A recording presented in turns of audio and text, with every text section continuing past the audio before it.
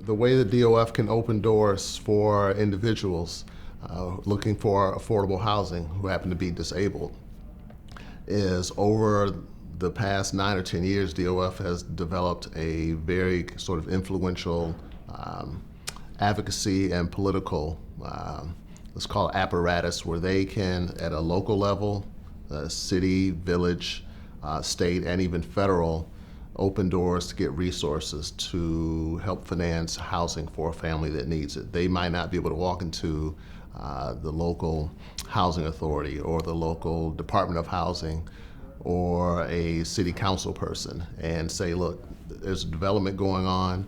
We need this development to have some affordable units.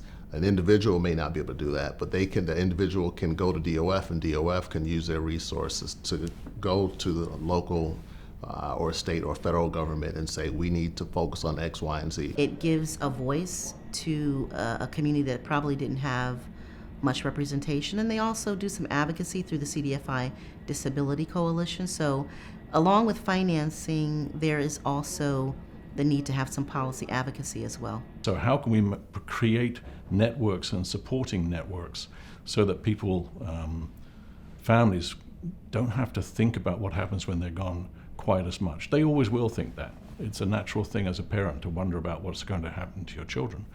But this is the first generation of kids that will outlive their parents. People with significant disabilities will outlive their parents for the first time in history.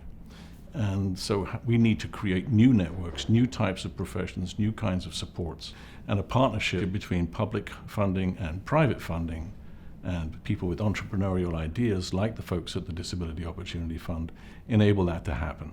I'll mention one particular development that took place in Madison, Wisconsin, where there was a low-income, affordable multifamily building going up, and DOF stepped in and provided several units they provided capital to the developer so that developer could provide capital and develop a subset of units in his building for families that are extremely grateful for having those units in that building. So without DOF, those units would not be there and the family would not be living in that building in Madison, Wisconsin.